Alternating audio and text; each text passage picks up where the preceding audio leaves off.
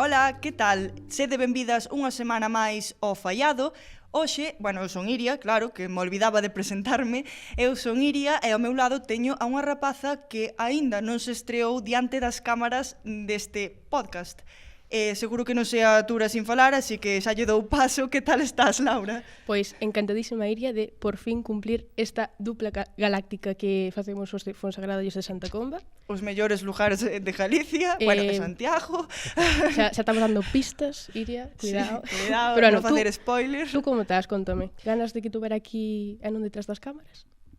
Non me fajas esas preguntas. No, sí, claro que sí, estou moi ilusionada e para quen me conoza un pouco sabe que o tema de hoxe faime moitísima ilusión, cousa que dixo en todos os episodios, pero esta vez en especial é verdad. Dou fe. A verdad que tamén penso que o ambiente está moi bonito, cos días cada vez son máis bons, vai olendo máis a verán, non vos riades, por favor, vai olendo máis a verán, estamos os estudiantes encantadísimos. E ademais, mañana, vai pasar unha cousa, que é que vai se celebrar unha cita a nivel europeo que tamén marca esa recta final do curso para os estudantes. Sí, pode que sexa hora de deixar de facerlle ghosting a certo titor do TFG, pode ser? Pode ser, sí señor. Pero a que entremos, Iria? Hoxe temos aquí con nós, no Fallado, a un representante de Eurovisión, non... a unha persoa que sabe moito de Eurovisión. Ele é Manu Maía, é codirector de Eurovisión Spain, que, para que non o sepa, é un dos medios digitais referentes sobre Eurovisión aquí en España. Está aquí con nós para falar deste Festival da Canción que se vai celebrar mañá. Mañá, así es. Mañana. E ademais, Iria, hai que destacar que Manu tamén organiza xunto co resto do equipo de Eurovisión Spain as grandísimas, icónicas festas previas a Eurovisión como son as pre-party españolas. En Madrid. Benvido, Manu, que tal estás? Moi boas, moi ben, moi feliz de estar aquí con vos, a verdad. Moi ilusionado, incluso. Nós tamén. Estamos casi seguras de que todos os que nos estades vendo e escoitando sabedes o que é Eurovisión, pero por se algún perdido na vida, pois explico vos eu rapidísimamente o que é. Vale, Eurovisión pois é un festival, un concurso de musical no que participan basicamente os países membros da Unión Europea de Radiodifusión. Pero, atención, porque non son os únicos, xa que dende o 2015 pois contase tamén ca participación de Australia. Entón, pois basicamente, cada país leva a un representante ca súa canción e finalmente pois levas a cabo unha votación no que hai tanto xurado pois que sabido, e o televoto, que tamén é sabido, non vamos desmerecer a naide, e, por último, o artista gañador levase ao afamado micrófono de cristal, Iria. Que boa definición de la RAE, que para que non o sepa, RAE significa Real Academia de Eurovisión, que non española. Mañá vaise celebrar Eurovisión, como dixamos, e ao final é un momento no que se xera un sentimento moi de comunidade, non? Un pouco como se fora a final dun campeonato de fútbol, verdad? Eu debo de reconocer que me sinto máis española que nunca en dúas ocasións, que son Eurovisión e no Mundial. Pero volvendo un pouco ao tema, Manu, ti por que dirías que gusta Eurovisión en xeral? Porque eu penso que a varias cousas. Por unha parte, a música, na súa globalidade, porque, lóxicamente, Eurovisión engloba calquer tipo de xénero, calquer tipo de artista, calquer tipo de lingua. Por outra parte, o espectáculo familiar e máis sará, no sentido de que é verdade que é para toda a familia e que engloba tamén pois a moitos estados da sociedade e a moitos tipos de persoas, porque lóxicamente a música polos diferentes xéneros tamén agloba a toda a sociedade, porque son moi diferentes, normalmente uns 40 cancións que van ao festival e hai, ao mellor, cada ano pois 15 ou 20 estilos musicais e unhas 15 ou 20 linguas tamén. Entonces eu penso que engloba moi ben o que é un show televisivo en toda a súa potencia no día de hoxe, porque é o programa espectáculo máis importante a nivel mundial, onde de feito as marcas como Barco de proyección ou Sony ou Philips estrean os seus modelos novos de cada temporada en Eurovisión, precisamente porque é un lugar perfecto, porque se expón todo o que ven sendo a industria audiovisual e aparte unha audiencia millonaria de uns 200 millóns de persoas, non? Entonces, nese sentido, eso, como grande espectáculo e a nivel musical, eu penso que esos ingredientes son fantasía. Moita diversidade en Eurovisión e ademais, como dixemos antes, ti traballas para o medio bueno, eres co-director de Eurovisión Spain bueno, vos traballades evidentemente o día de Eurovisión, como non podía ser de outra maneira. Como vivides o día mesmo da gran final? Con moitos nervios, teño que dicilo. Este é o primeiro ano no que non vou á cidade de sede despois de 13 anos, porque, bueno, considero que tamén día que descansar un pouco de ir todos os anos a cubrirei no online, pero non estarei in situ, pero sí que oímos con moitísimos nervos despois de unha semana inteira de, bueno, casi 2 semanas de ensaios. Este ano sí que ahora que a prensa teremos menos acceso aos ensaios, pero sí, despois de todos os ensaios da semana previa ao festival, e vivímoslo dunha maneira, pois eso, como digo, con moitos nervos, con moitas ganas de saber o resultado despois de facer hipótesis durante días, semanas e meses, e tamén con uns nervios de ver como se acaba un ciclo que viviches desde decembro, cando comezan as preseleccións, e son 6 meses continuos de, como digo, un ciclo onde todas as cadenas europeas planifican os seus proxectos, unhas fans programas de televisión expresos para eso, outras fan eleccións internas dentro da cadena, non, canción e cantante. Entón vives todos os procesos paralelamente, todas as candidaturas, e é moi guai cando chega ese momento onde todas se presentan en escena e se acaba. É super especial. Ademais, sí que é certo isto de que as cancións que van primeiras en casas de apostas, por exemplo, ao final pode que non queden de primeiras ni nada, por iso tamén son os nervios dese desenlace, que vai pasar, que va a suceder, bueno, pois penso que iso tamén é unha parte que moita xente non ten en conta, pero porque pensan, vale, vai en casas de apostas primeiro, pois por exemplo ora irá a Suecia, imagino, pero pode que gane nada es lo Blanca que parece. Paloma. Nada es lo que parece. Nada es lo que parece. Total. Bueno, Manu, vos vivídelo traballando con esos nervios guais, pero tamén é importante saber como o vive a xente de a pé. Entonces, a nos, que nos encanta sair á rúa, pois queremos ver como viven a xente, os santiagueses, pois Eurovisión. Seguides Eurovisión, védelo todos os anos? Yo no. Más o menos. Desde hace 4 o 5 años, sí. Yo este año y el año pasado no. Sí, eu sí. Son Eurofan de 2013. Pago 10 anos este ano. A ver, yo mucho no. Los sigo mes antes y ya. Sí, a verdade é que sí, de feito teño aquí tatuado o corazón de Eurovisión, que o fixen o día que da final do ano pasado, cando actuou Chanel, digo, por se acaso se gana, pois xa que tamén aquí para a historia. Fun este ano por primeira vez a pre-party de Madrid, paseino super ben, foi a hostia. E bueno, todavía nos estamos recuperando un pouco, porque eu volvín onte ás 6 da mañá. Bueno, en fin. O sea, que emocional. Sí, totalmente. É como soledes velo? Que significa para vos ese momento? En grupo, en familia, con amigos, solo? A ver, depende. Sobre todo en familia. A mí me trae buenos recuerdos de pequeña, básicamente. Eu prefiro velo solo porque así tengo un pouco máis o meu rollo e, non sei, gusta-me estar máis centrado e non que haxe tanto alboroto. Eu con miña nai, na casa. Eu con meus pais tamén, se o vexo. Yo siempre lo veo con mi familia, con unas cervecitas y puntuándolo quién creemos que va a ganar. Yo igual. Normalmente Eurovisión é un día, sabes? Pero para min é rollo 6 meses de contido. Pero bueno, normalmente o que a final vexo, depende, ás veces con familia, prefiro velo así, con amigos. Non son moi fan de ir, por exemplo, ao cine, son moi fan de eso, poñernos delante da tele, preparación desta con cea, con aperitivos e vivilo super a tope, de estar coa xente coa que estou na propia habitación ou na sala, pero logo tamén por WhatsApp a tope, con todo o mundo, é unha pasada, super intenso.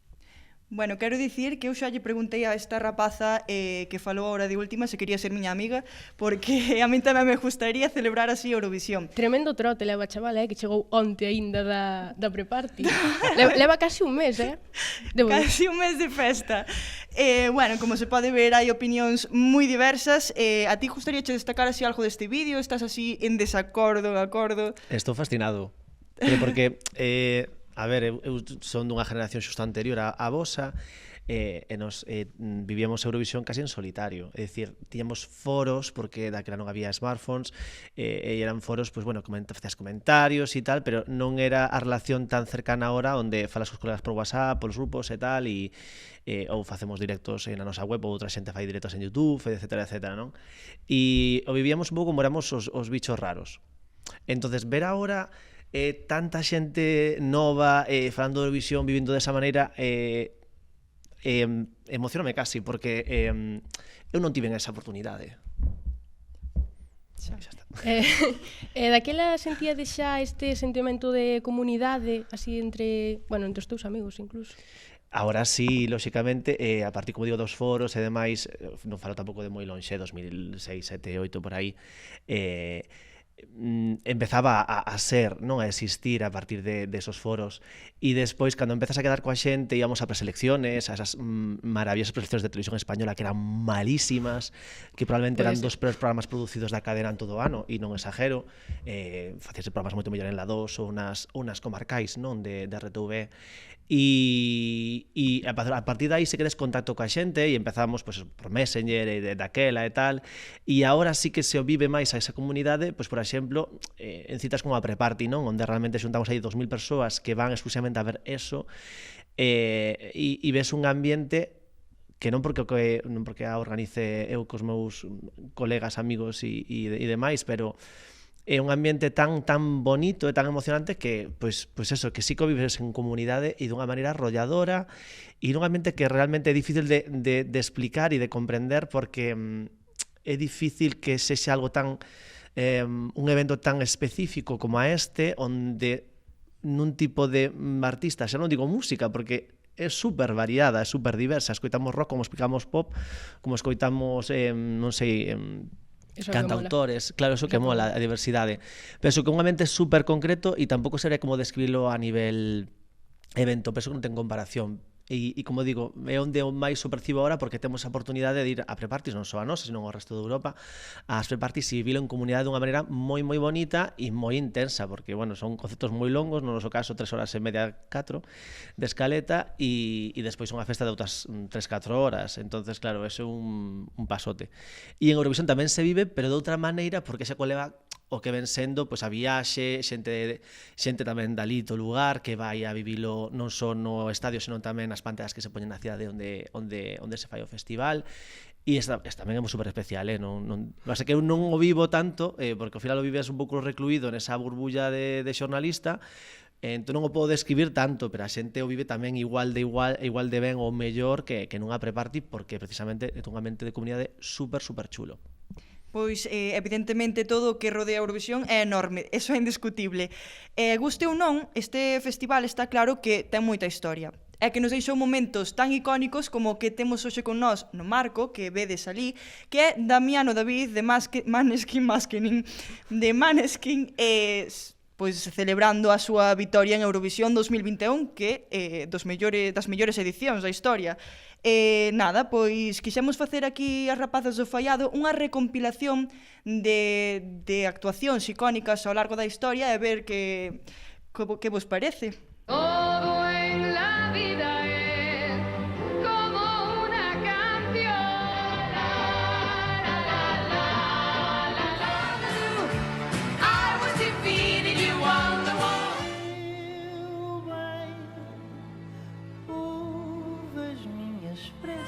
Conmigo, si no estás, no sale el sol. Ciné, ce matin, je m'appelle. Merci. 1, 2, where are you? Still in my heart. All I know, loving you is a losing game. Never lost a piece of my heart awakes to the sound of silence. Fading light of light, rise like a not alone in the flame of doubt. Are we going to lose it all? Be closer, only for the trouble. Dimmi se pensavi solo ai soldi, ai soldi. La gente purtroppo parla, non sa di che cosa fa. Pienso que puedo hacer como te puedo tener. Es vivir para que me quiten, no. La, la, la, la, la, la, la.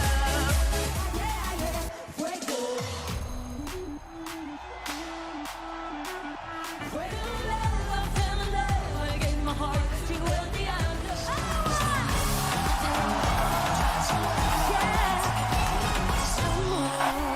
Bueno, only temazos, aquí no Fallado estamos a tope, como ves, en cabina flipando me hallo. E bueno, que che pareceu? Tes así algunha favorita? Unha favorita de todas estas. Buah, hai grandísimas favoritas. É difícil, Fixetedes é moi unha difícil. grandísima recompilación. Pois, bueno, a ver, a miña máxima favorita é Salvador Sobral, porque penso que é unha máis alá de él, que el per se xa é un artista impresionante, como canción é unha obra de arte. Sí. Uns arranxos de cuerda brutales, unha letra impresionante. Non sei, son moi fan dos irmáns Sobral, das dous, das súas carreiras. Despois, sorprendeume que puxades a Bélxica 2017. Sí, é que metina eu porque era a miña canción favorita da historia de Eurovisión. Que maravilla. Encántame, sí. Que maravilla, gustaba moito tamén. La La Love como un clásico, xunto con Euforia, para mí son dous grandes clásicos de, aparte os dous de 2012, que 2012 foi un grandísimo ano, xunto con 2021, que para min é super top. O sea, o 2021 para min está aquí, Sí. casualmente o 22 está al lado abaixo. Totalmente, un plus. Y sí, un lopazo brutal, la verdad, a todos los niveles.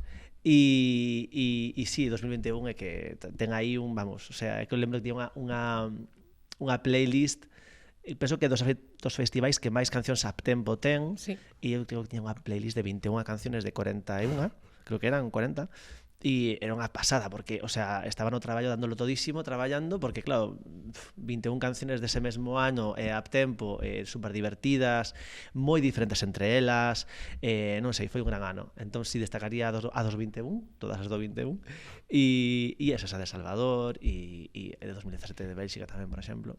Difícil de superar, Sí. O 2021 é que eu deixou o listón moi alto despois da pandemia que pasara aí ese ano sin... Que tamén se perderon bastante temazos no ano que non houbo Eurovisión. Tilo, cariño. Pero bueno, que tamén estuvo moi ben o ano 2017, que a min gustoume moitísimo. Estaba obsesionada tamén ca de Italia, con Occidentales Karma, que creo que foi ese ano, que era vamos, increíble. Nada, pois a pesar de ser un festival cas súas actuacións icónicas, tamén nos deixou momentos máis alá da música para recordar, por exemplo, cando os representantes de Islandia sacaran a bandeira de Palestina en Tel Aviv, se non me equivoco. Ou tamén, moito máis superficial, os míticos espontáneos que saltan ao escenario a arruinar un pouco as postas en escena. Ti recordas algún momento que diste isto quedou pa a historia de Eurovisión así? Pois, que eu vivise persoalmente? Ou en xeral? Bueno, se vale, sí. Eu persoalmente, home, a de Salvador Sobral en concreto, porque eu que sempre sigo o Festival de Canção de Portugal, vivín, de feito, 3 festivais de Canção antes de Salvador, bueno, eu de Salvador vivino tamén, e sempre era un convencimento persoal, a pesar do meu amor por Portugal, que era a resignación de que nunca van a ganar a Eurovisión. Entón, claro, vivindo resignativamente durante anos que non iban a ganar nunca, no momento das puntuacións, cando estaban votando, eu estaba ali en Kiev, e estaban votando a Salvador, que xa tiña ganado o xurado e era iba ao televoto a votar e tal, tiña a dous colegas meus de Euskadi chorando da emoción de ese gran momento de que Portugal por fin tal, e eu estaba tan convencido e autoprotexéndome de que non podían gañar a Eurovisión que eu, conforme gañou, quedei como estaba. O sea, quedei como un estado de shock de... Pues bueno, ainda faltan as puntuaciones, ¿no? E asumino despois, ¿no? Despois do festival, dixen, buah, que fuerte. O sea, esa canción coa que me obsesionei cando escoitei na primeira semifinal do Festival de Cansao daquel ano, que dixen, buah, que preciosidade. E aparte, lembro, non me quero facer aquí o Eurodito ni moito menos, porque hai cancións de Eurovisión que gañaron que non me gustan absolutamente nada, cada un ten os seus gustos, pero con Salvador, aos 10 segundos eu lembro que como comenzaba ese violín, quedei petrificado diante da tele da miña casa e dixen, Dios mío, que preciosidade esta. Pero non tiña, o sea, non pensaba ni que iba a gañar o Festival de Cansao, que ali, en Lisboa, cando gañou, todo o mundo dicindo, vamos a quedar fatal, non sei que, eu pensando, perdona, o sea, top 10 mínimo, xa con miña conciencia de, bueno, non van a gañar estos rapaciños e rapaciñas, pero bueno, pero eu xa estaba en plan de como, o sea, como desvalorizades tanto, o sea, para que eles mesmos tamén estaban desvalorizando completamente o festival, pero porque estaban como a eu, non? Pasa que eu, non sei, debe ser porque xa tiña un pouco de bagaxe eurovisivo, sí que debía para salida esa canción e ese pack tan maravilloso de Salvador e a canción, pero eles tamén estaban en modo como a eu, pero super destroyer, que esto es una mierda, non chegamos a final, e eu, perdona? O sea, esto ten que pasar a final sí ou sí. e facer un top 10. E ao final gañou. E ao final ganou. E o ano seguinte, Portugal presentouse con O Xardín, que pronuncio mal porque non Que sei bonita. pronunciar eso. Moi ben, moi ben. E quedou de última, creo. O sea, Que tremenda injustiza, por favor. Non Denuncia, sei, denuncia. reclamación. Iba a dicir algunha cousa que eu uso un filtro a hora de ver Eurovisión que é meu pai. O seu ano de Salvador Sobral foi o único ano que ao meu pai lle gustou un ganador de Eurovisión. Así que, Porque era Bravo por diferente, el. ademais. Ninguén sí, se o esperaba... sea, tú quedabaste Sí. plasmado mirando pa el, o sea, Exacto. e non había, o sea, non había nada máis. É que eu Que acórdome, bonito. que o meu profesor de música do instituto cando ganara Salvador Sobral puxéranos a actuación e falara deso porque el nunca había Eurovisión, pero dixe que me parecía increíble que unha canción así, sin fuegos artificiales, non estou criticando eso, tamén me gusta, pero como moi diferente ao que solía ser o concepto eurovisivo, non? Que ganase e parecía super extraño, pero ao mesmo tempo increíble. Entonces, Sí, sí. sí. A veces Faime menos gracia es máis. porque moita xente ten, non é no meu caso, pero moita xente ten un familiar como filtro. Sí, sí. Mogollón, nais filtristas, así. Sí, sí. A mí encántame, Mogollón. o sea, non sempre o vemos na casa en familia, encántame velo con meu pai, porque meu pai todo o que pensa, dicio. Todo. Entonces Total. pues eso. É o mítico de Twitter que está aí criticando todo. Pues debería facer Twitter. Falle Twitter. Papá, fai Twitter, por favor. Sería un Por éxito. Pero bueno, seguindo, aínda que haxa quen se empeñe no contrario, Eurovisión, como ti dixeches antes, é a cada unha audiencia dunhas 200 millóns de persoas, que me pasa? E bueno, entre esas 200 millóns de espectadores atopamos os eurofans, que non lles chega que a simple final, xa que, bueno, consumen tamén outro tipo de contido, como pode ser as preseleccións ou as preparties, verdad, Iria? E xa que o Eurofandom é un público moi implicado, quixemos tamén contar coas súas voces para facer unhas preguntas a un experto como a ti, a ver se as podes contestar. Bueno, imos ca primeira pregunta de Antía.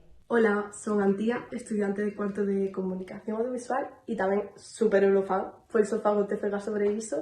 E nada, a miña pregunta é que pensas do Benidorm Fest? Si pensas que é unha simple preselección máis de Eurovisión ou que ao longo pode ser un festival da canción cara Europa como é o Sanremo, por exemplo. E a segunda pregunta, porque son así, é que últimamente estamos vendo que España está no top nas casas de apuestas por Eurovisión este ano. Entonces, pensas que vai haber un palomazo, igual que no pasado un chanelazo?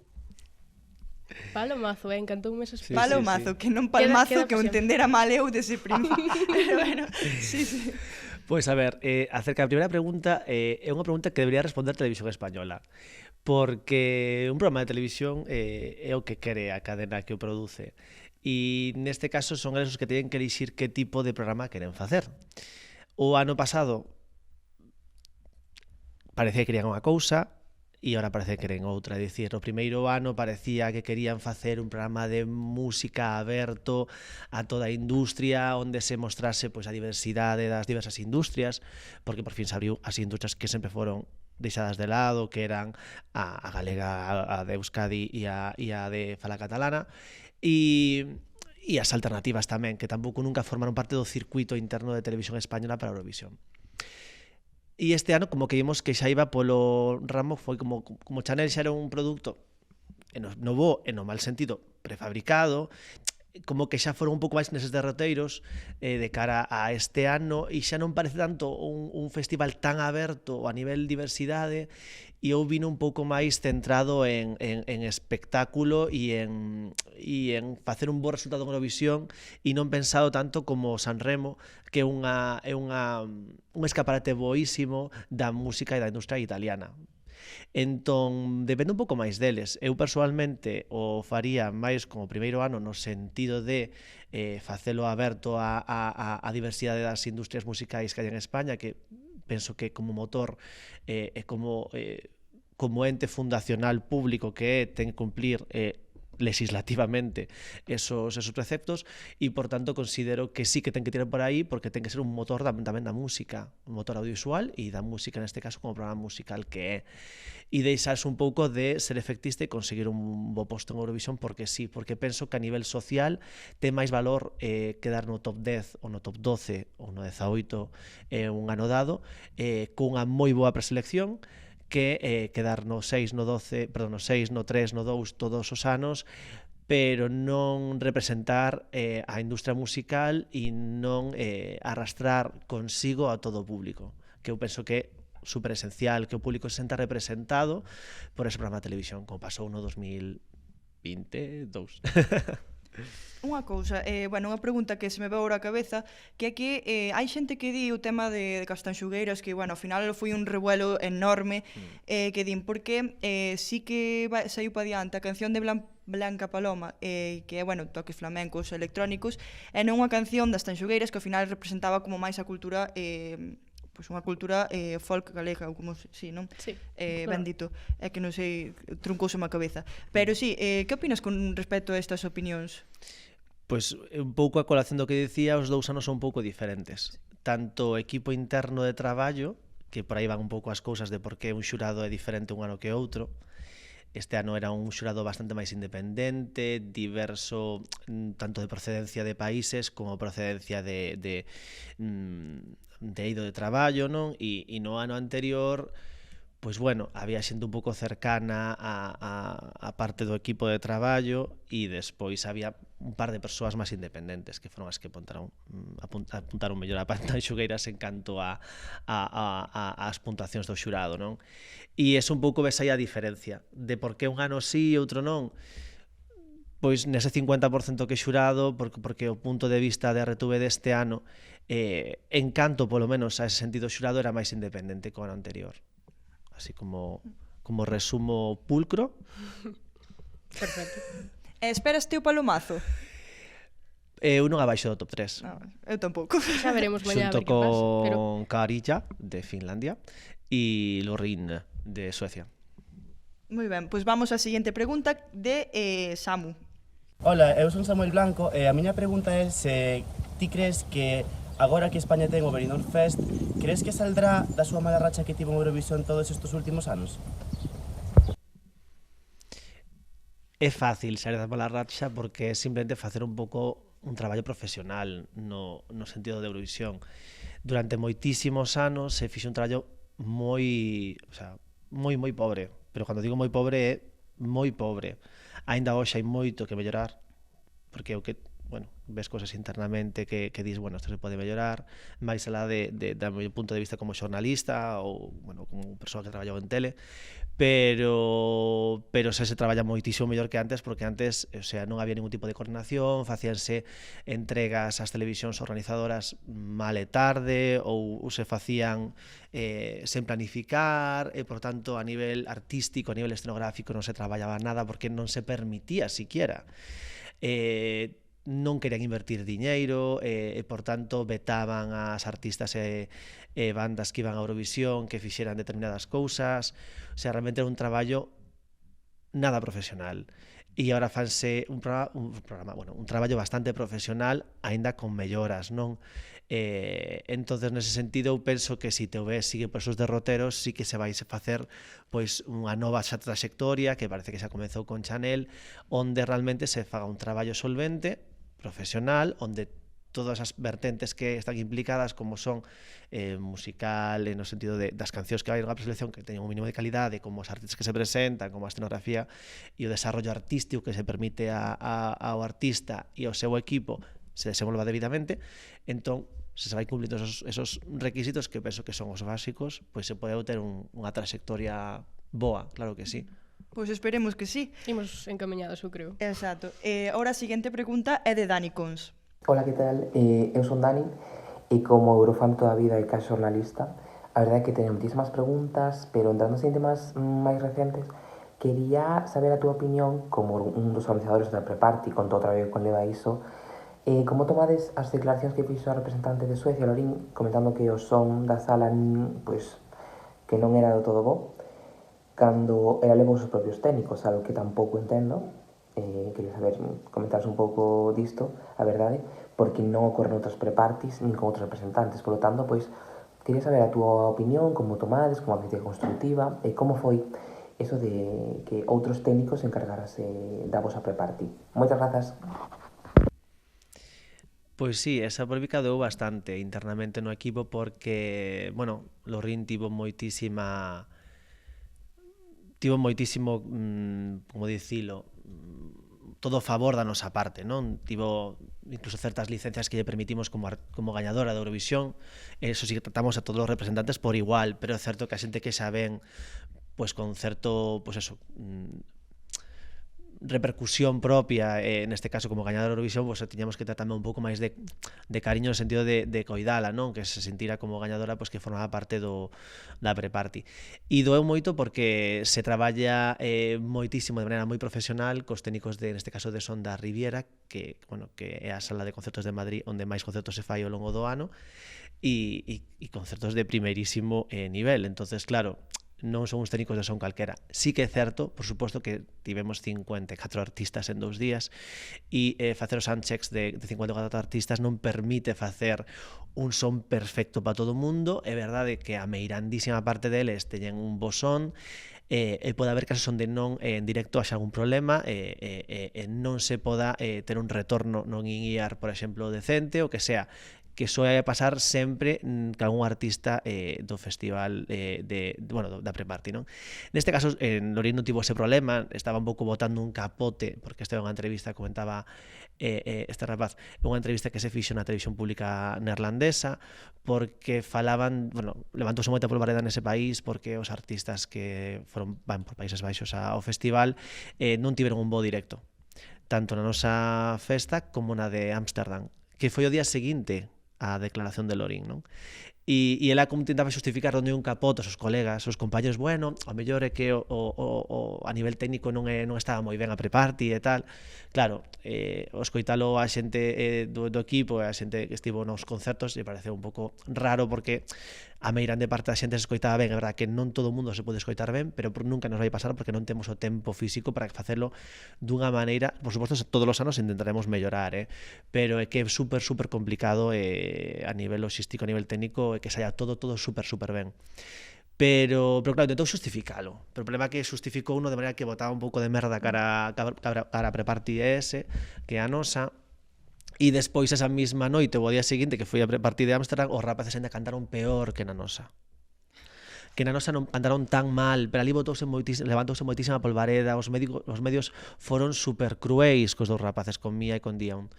Con a canción que aparte me encanta. Entón, dome moitísima rabia, moita pena que foran contra eles desa maneira tan encarnizada, porque a ver, era o noso primeiro directo ca canción, tivemos a exclusividade, a grandísima sorte de que 4 ou 5 cancións presentáronse en directo na pre-party, que para non se foi un luxazo, e entre eles era Países Baixos e non saiu moi ben.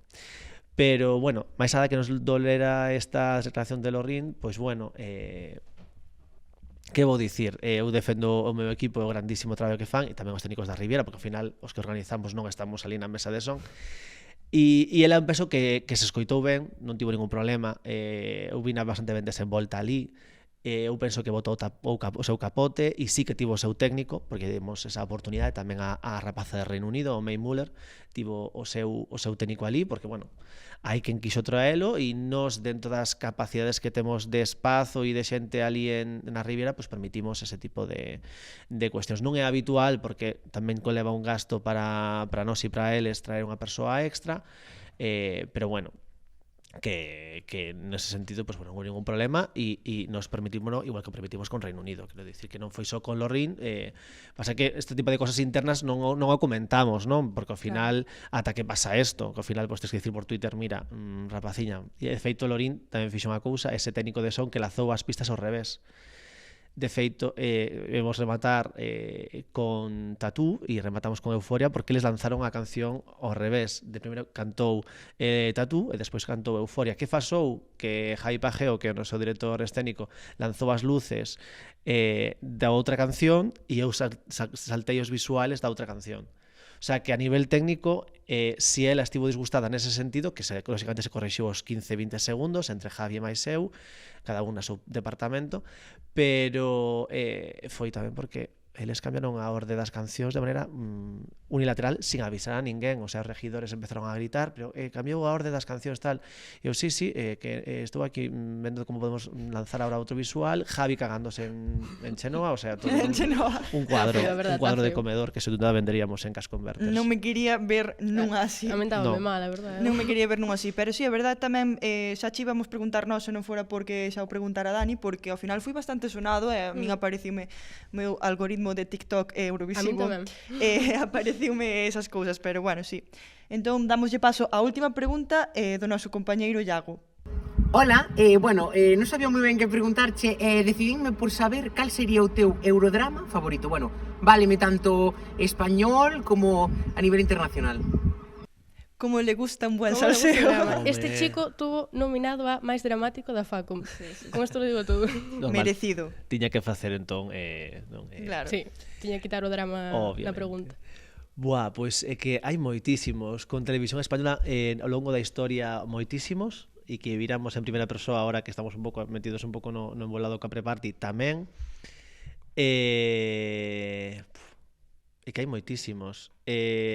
Probablemente o Eurodrama máis gordo na historia reciente é o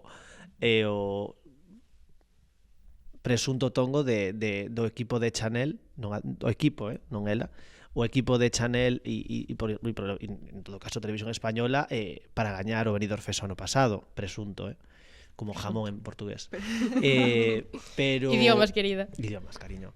Entón, eu sería o maior Eurodrama, pero non porque o pense eu, sino porque eu na vida imaginaría que todos os tabloides españois de La Razón a El País pasando polos deportivos falaran deste tema durante días, chegase aos políticos, se retransmitira en televisións privadas rodas de prensa da televisión pública onde se desglosaban os votos e toda a fernalia.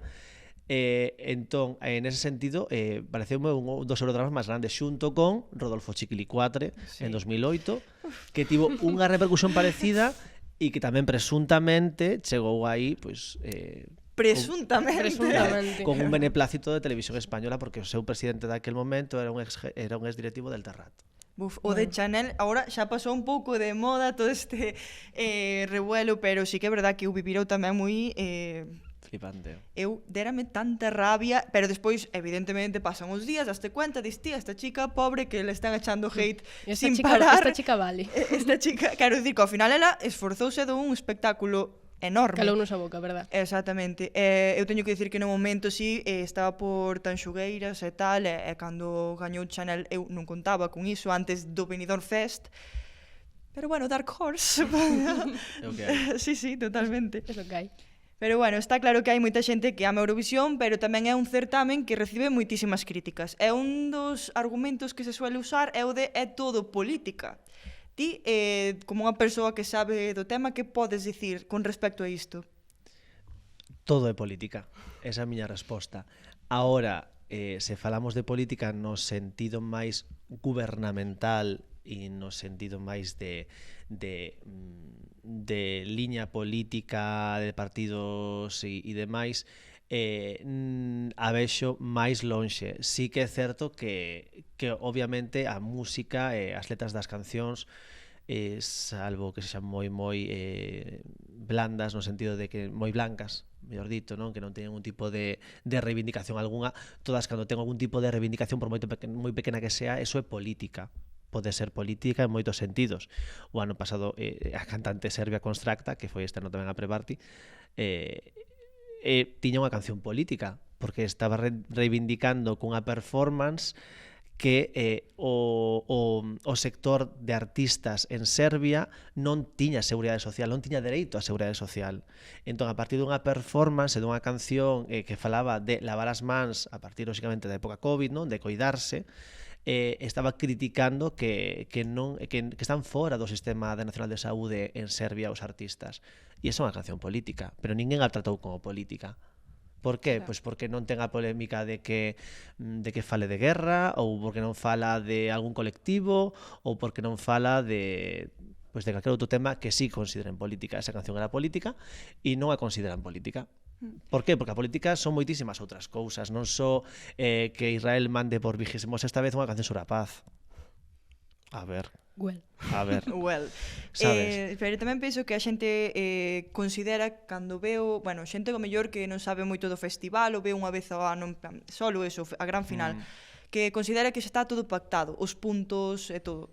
Isto, a ver, están os típicos países que se reparten os 12 puntos entre eles, pero, bueno, que eu penso que tampouco sempre hai a sorpresa, tampouco é todo marcado por iso.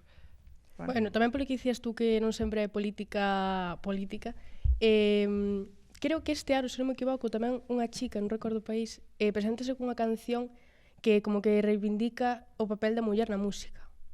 Some. O sea, contou o meu compañeiro de piso, Roy, que é un experto, desde aquí besos. Pois non callo Pois agora, sí, é que non recordo o país, pero creo que a letra sí que fala algo de que sempre lle dan atención aos homes e non ás mulleres, creo, ou solleira, eu creo que é verdad. Sí. É que aparte hai moita canción feminista, pero tampouco se considera política. Pois máis política que a igualdade entre todas, a ver. É que o mellor esa é a parte máis política de Eurovisión, é que non valoran cando din que Eurovisión é política. Entonces, total. Sí. Para reflexionar isto. Pero bueno, que a ver, que lóxicamente entendo que a organización do festival quere que sexa político e remarcan as súas normas e todas estas cousas, pero non pode haber algo máis social que a música e algo máis social que a política, porque a política facemos todos no noso día a día con cada unha das decisións que tomamos conscientemente. E, por tanto, que se perda calquer tipo de reivindicación, sexa a nivel feminista, a nivel LGTBI ou a nivel paz, no bo sentido, no sentido franco do que é paz, penso que sempre pode ser benvido, porque ao final está reivindicando valores positivos. Entón, bueno, eu penso que hai que quitar un pouco ese sentido tan negativo que ten a parte política e reivindicar a parte positiva que ten que a música sexa política. Eso que tamén é importante dar un pouco esa volta. Bueno, tamén seguindo na rama esta política, houve moita xente, tanto eurofans como non eurofans, que se opuxeron á victoria de Ucrania. Porque, evidentemente, bueno, gañar o festival pois non ia acabar ca guerra. Pero era necesario como símbolo de apoio, ti crees?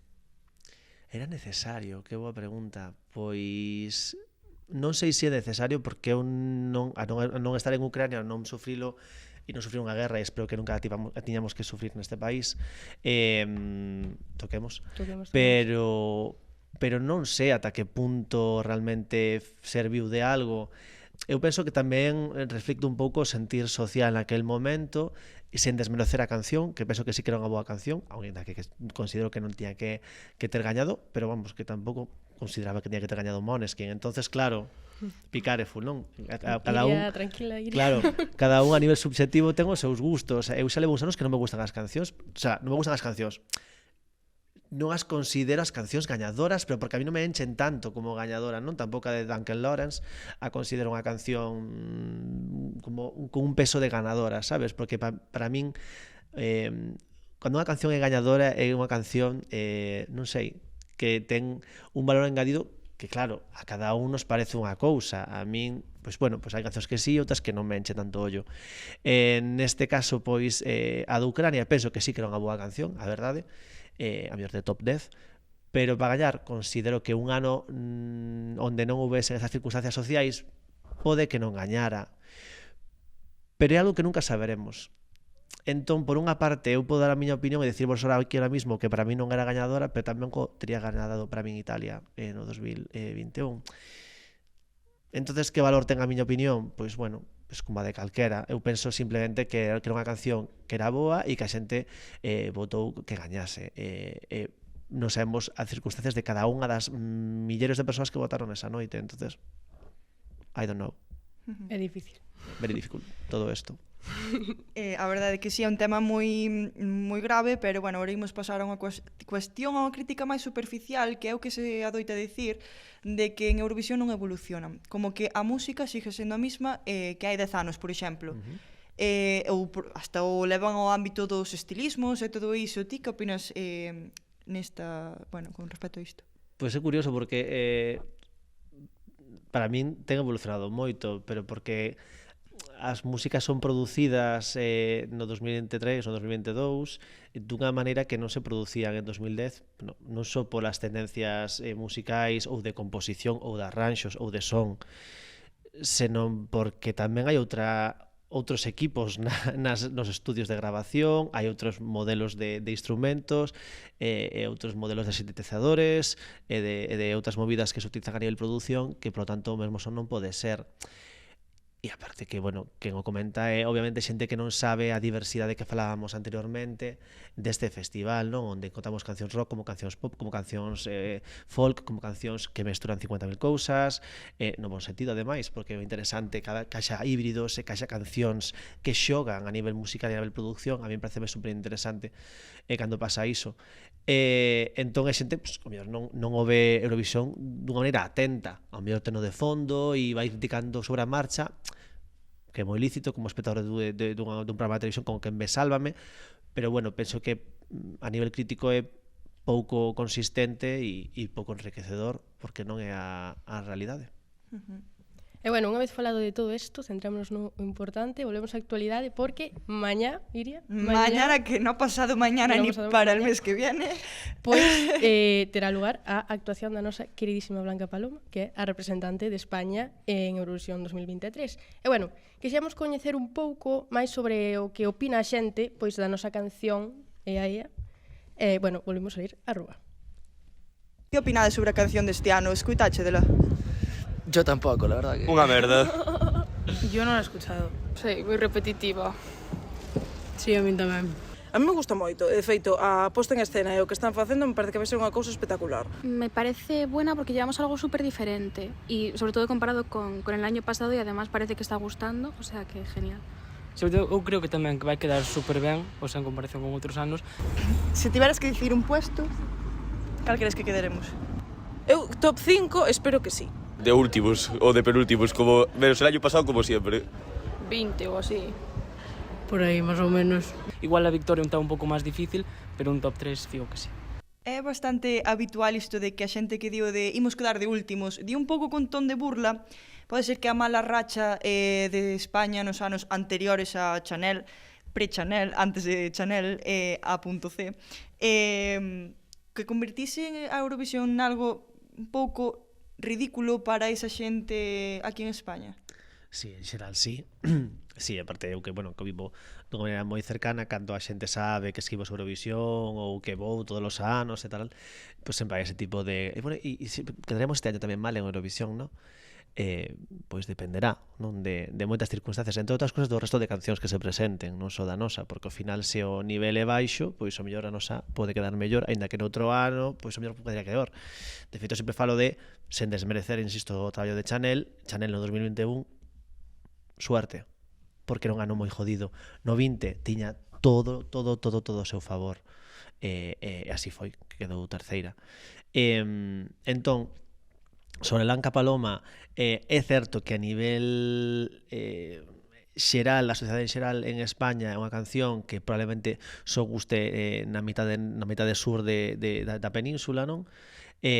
Precisamente porque é un tipo de música que no norte non escoitamos, non? É dicir, os concertos de Falete fanse en Andalucía e os concertos de Pastora Soler os fai prácticamente Madrid para baixo, non? Salvo honradas excepcións. Pero polo contexto musical, non? E a apreciación que temos sobre o flamenco e derivados, por decirlo de unha maneira, e outros son similares, no norte de España non temos tanto achegamento. Hai moi pouca xente que poidamos escoitar en determinados momentos flamenco. Entón é normal que aquí non guste. Na miña familia, por exemplo, tampouco gusta a canción, e a outros colegas, pues, no traballan, as miñas colegas de radio tampouco lles gusta a canción. Que en Eurovisión pasa algo diferente? Probablemente porque é outro contexto e a nivel escenográfico pois é moi contundente e a nivel directo ejecuta, non sei, nunca escoitei unha nota desafinada desde o Benidorm Fest do ano pasado, con todos os directos que vin dela, en vivo e en non en vivo, grabado tamén, ata o día de hoxe, porque ejecuta que te cagas de ben. Entón, claro, eu considero que o pack que ela presenta e no contexto deste ano pode ser un top 5, como decía antes, un top 3 perfectamente. E quen di, pues eso, pues que vamos a quedar mal todos os anos ou todo o rollo. Bueno, a ver, é o que dis ti, non? É o espectador medio que lo ve como un pouco no sentido de un programa que está aí no fondo, mentre estou pinchando cuns colegas aquí unha tortilla, unhas croques, e bueno, pois está guai, nos rimos un rato, pero non presta atención no sentido de vamos a ver este programa de música máis ou menos atento, pero vamos a velo, non a telo de fondo, non? O ano pasado, antes de empezar a dar os puntos en Eurovisión, miña nai non dicía, vai pasar o de todos os anos, non. Eu estaba segura de que algo estaba a punto de pasar. E de repente, claro, o famoso 12 points go to the booty hypnotic Chanel from Spain. E eu penso que pode que pase un pouco o mismo, que aínda seguimos un pouco sin creernos que poidamos facelo ben. Entonces penso que tamén vai un pouco por aí, por eso. Un pouco con Portugal, con Salvador, sí, que ninguén se tomaba nada en serio ata que pasou. Sí, ata que pasou. Sí, sí. Exacto.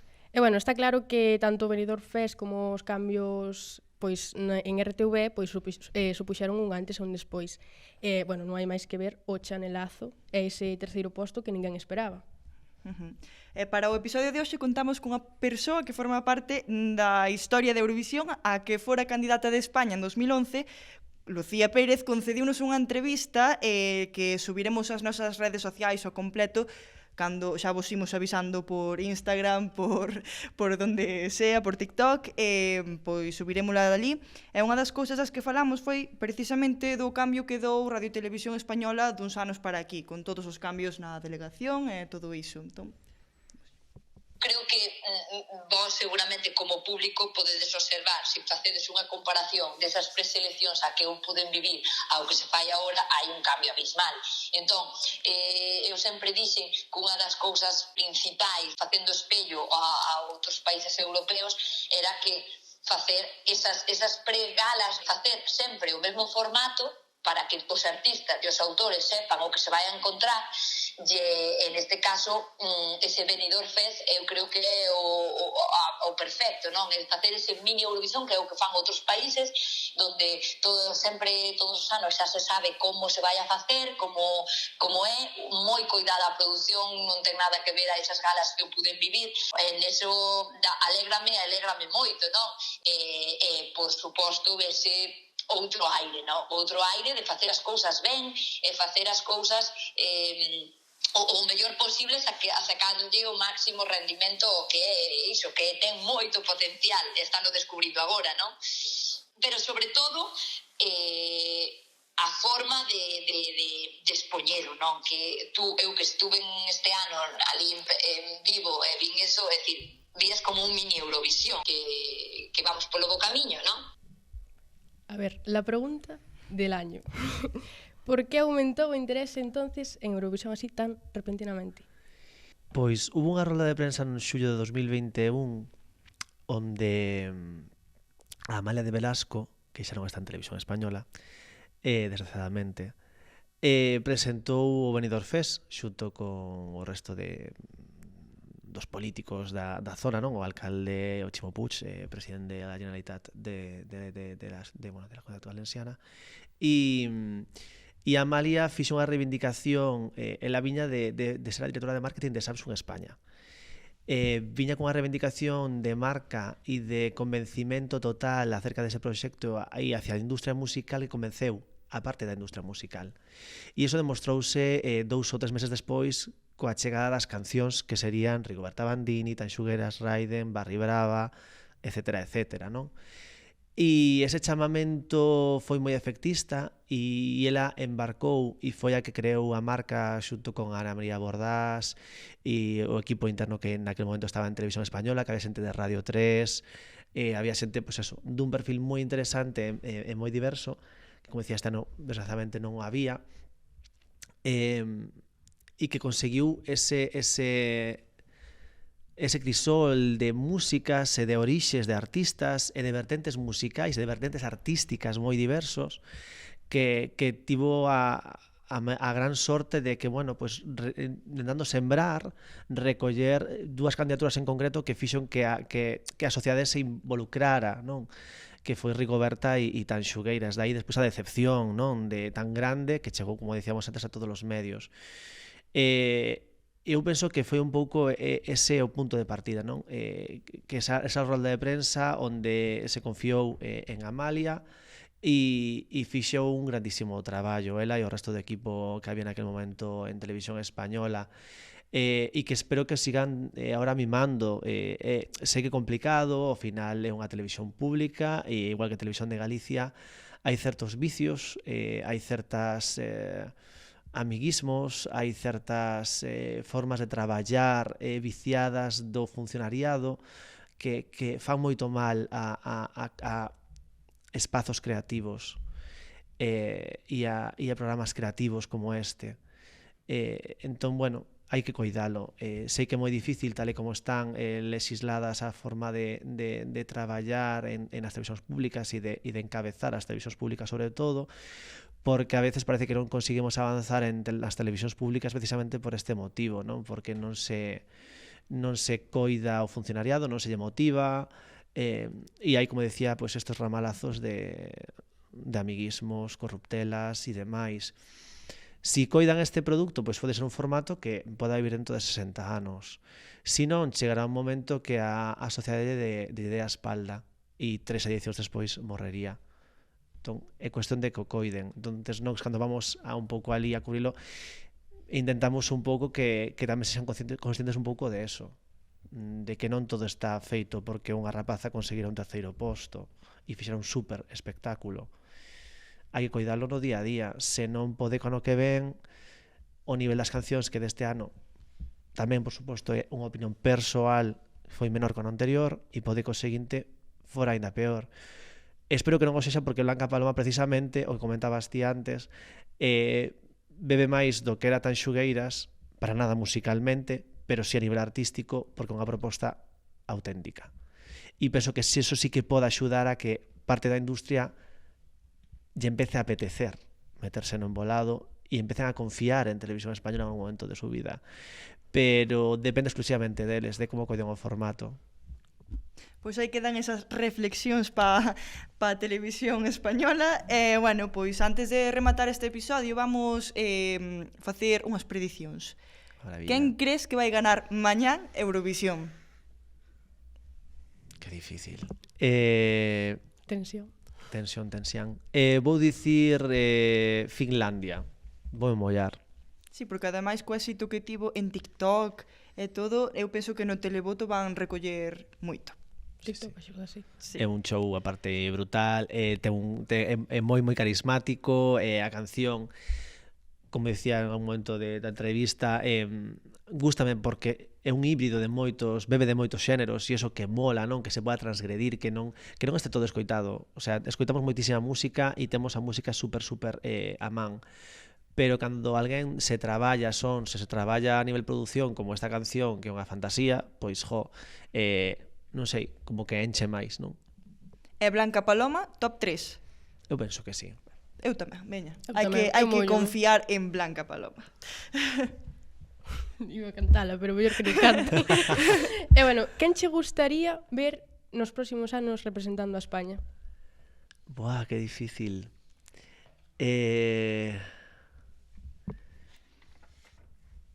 Por aí din Baiuca. Pues, pero nos facemos un sondeo onde saliu tan xugueiras, non? Que é a elección interna. Eu sí que apoiei unha vez algunha candidatura de Baiuca, que lóxicamente ten que ir con vocalista, non? Eu penso que sería un son super interesante, que se pode extrapolar, e que aparte que pode parecer moito máis cercano do que a nos parece, porque igual que a mí me pareceu cercano en certa medida Go Away por Ucrania en 2020-2021, é un son que non se parece a Baiuca, pero que realmente bebe do mesmo, do folk patrio, mellorado non, versionado coa electrónica, non? E que lle dá unha nova vida e unha nova forma de sentir o folk propio e as nosas raíces. Entón, efectivamente, algo como Baiuca, cunha persoa que teña unha voz característica, non digo boa ou mala, porque a veces tamén a que sexa única. Badial. Te imaginas o featuring? É que falábamoslo antes, a ver que nos gustaría ver a nós, e xin, unha Badial así tonta, tampouco quedaba mal. Polo menos íbamos ser distintos. Totalmente. Sí, destacar. Sí, pero non sei, é complicado porque a veces aínda estou en esa mentalidade de pre-Benidorm Fest, Sí. na cal como que as posibilidades eran bastante reducidas e basadas un Sí. pouco no circuito interno que Televisión Española traballaba cas discográficas e amiguetes. Entonces, aínda me costa abrir a mente a, Sí, a, a verdade, a tanta claro. cousa que pode ir calquera se Televisión Española consigue convencelo, porque eu sei que é moi difícil e que este ano bueno, xa vimos o resultado que tampouco conseguiu arrastrar a xente moi coñecida, porque é moi difícil que lles Xa. guste o formato, que se queran implicar tantos meses un proxecto, porque ao final son moitísimos meses traballando nisto, e tamén se fían de Televisión Española, ao fin e al cabo. Entonces, bueno, é que decidir se ir a Eurovisión non é tan fácil como vamos a ir, porque moitísimos meses de implicación e de cortar a túa xenda habitual de xiras, promos, de estar facendo un disco tes que paralo, é que non é ninguna tontería para un artista, conleva un sacrificio de tempo que lóxicamente ten uns beneficios moi importantes, pero que se tes unha planificación, un timing do teu traballo a un ano vista, o mellor non o podes encaixar. Isto é unha realidade que a veces a xente non entende, ou os fans de determinado artista ou de Eurovisión non entenden que alguén diga non. Ou que diga, bueno, que diga non rotundo, pode debatilo, por suposto, pero que digan non neste momento, pois bueno, hai que respetar porque hai unha planificación previa da súa carreira.